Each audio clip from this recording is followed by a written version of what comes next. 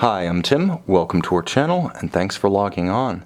Today, we're taking a trip to Russia by means of Geneva. Patek Philippe's Sculpture 5091/1A. This is the famed Russian watch of the late 1990s, one of no fewer than 3 steel sports watch references that Patek Philippe debuted in the 90s after over 150 years of downplaying the type. This Baroque timepiece was designed to reintroduce Patek Philippe to the Russian market in the late 1990s, and it did so with extraordinary flair. This is a kind of watch that will polarize opinion and cause emotions to flare dramatically. You'll either love it or you'll hate it, with nothing in between, and Patek Philippe marketed it expressly as such. This is a timepiece that's Baroque, one might even say Rococo in its execution, and represents a unique moment in time for both Patek Philippe and the Russian luxury watch market. Now, on my wrist, 6 1/3 inches, 16 centimeters in circumference, you can see it wears larger than it is, purportedly one of less than 3,000 constructed over a short production run.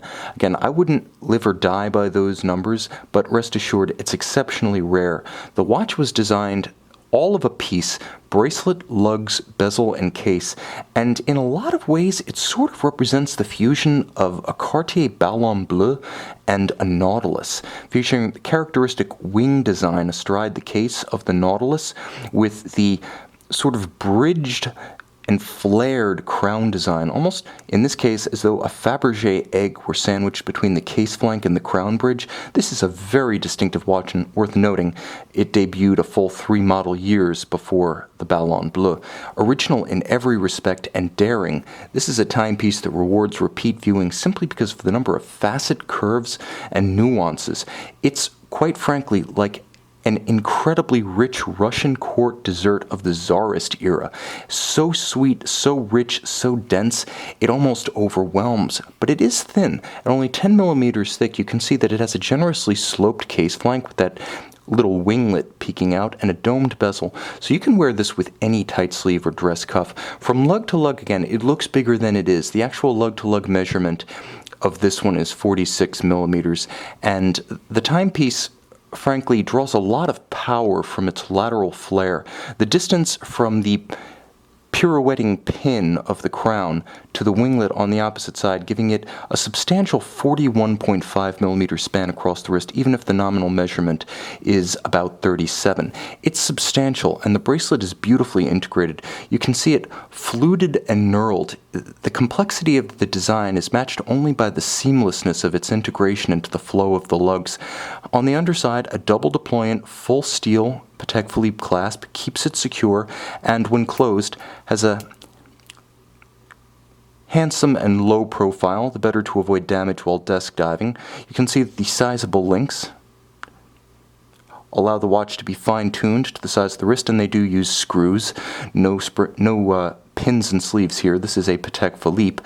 One sign of the watch's age is the tritium dial. Now, this watch spanned the period during which Patek Philippe began to phase out tritium. This is one of the earlier examples, did feature the tritium dial, and you can see stylized Arabic numerals with outboard seconds and minutes scale. It does feature a quick set function for the date, and behind the screwed-in case back, make no mistake, despite that it is 3 ATM water resistant, not a swimming watch, is a Patek Philippe 30 jewel automatic winding manufacturer caliber 315, the predecessor of today's 324.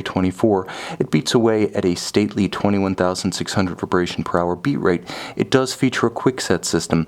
It is thin, it is fine. It does have approximately a 40 to 45 hour power reserve, and it does bear the Poinçon de Genève, the Geneva hallmark. Though you can't see it, rest assured the finishing is to that standard, and flawlessly so. Finally, it's worth mentioning that the watch features the Gyromax free-sprung balance architecture. So while this isn't a swimming watch, it does have a little bit of the heart of a sports watch in it. Free-sprung balance is better holding the regulation in the face of bumps and vibrations on the wrist.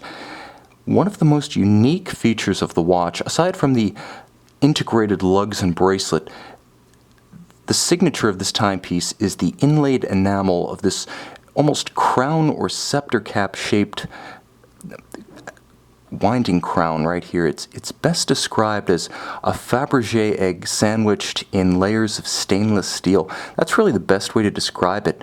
Again, the cap of a scepter, the crown of a czar, the peak of a cathedral. It's evocative of many different images in Russian tradition.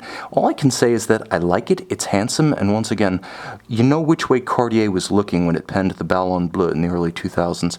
This is a watch that is extraordinary.